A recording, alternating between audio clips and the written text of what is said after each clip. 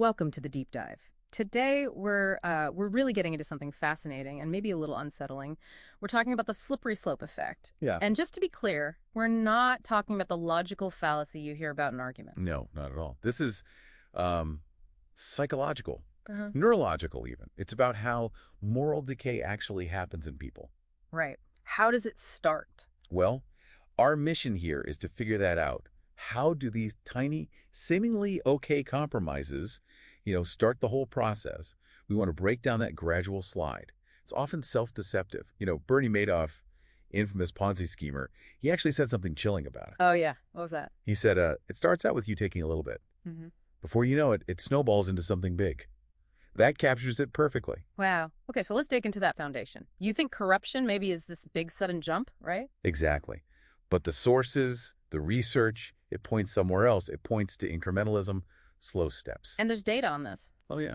There's this study by Welsh and some colleagues, really interesting. They found people cheated at double the rate, double, when the unethical chances came bit by bit, gradually, So wait, double compared to what? compared to just being given one big opportunity to cheat right away. So the slow creeping approach is actually twice as effective at making someone cheat. That's counterintuitive. It really is. And it tells us something important. The issue isn't always the size of the final bad act. It's about that first tiny step that resets your moral compass, that first little nudge. Okay, but taking that step, doesn't it feel wrong? Like it creates stress, right? If you see yourself as a good person. Absolutely. Massive stress, potentially, because your actions are now fighting with your self-image. So, how do people deal with that? How do you make that first small cheat and, still look yourself in the mirror? Well, that's where cognitive dissonance comes in. It's that mental discomfort you feel.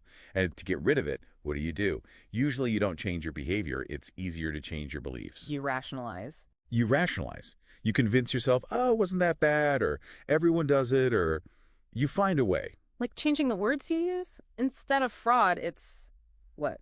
Aggressive accounting. Precisely. That specific technique, it's called euphemistic labeling. It's a core part of what psychologists call moral disengagement. Dressing up the bad deed. Exactly. Putting a nice suit on something ugly, think collateral damage instead of civilian deaths. Or maybe a white lie instead of just lying. It sanitizes the act, takes the sting out so you don't feel the moral hit so badly. Okay, so mentally we're doing gymnastics to feel okay, but what about our brains? Physically, does it just adapt? It does adapt, and this is where the neuroscience gets really interesting. It's called neurological desensitization.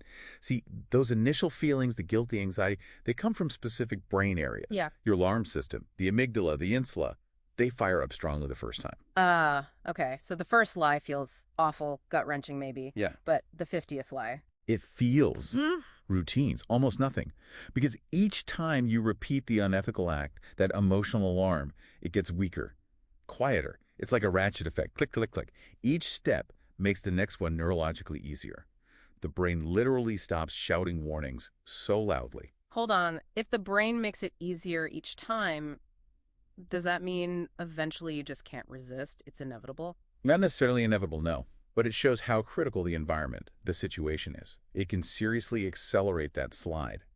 We have to talk about the idea of the bad barrel, the situation itself being corrupting. Like Wells Fargo, that whole fake account scandal. Exactly like Wells Fargo. That wasn't just, a couple of bad apples. The whole system, the pressure was immense. They had these crazy sales quotas, this going for grade slogan. It basically pushed employees towards fraud.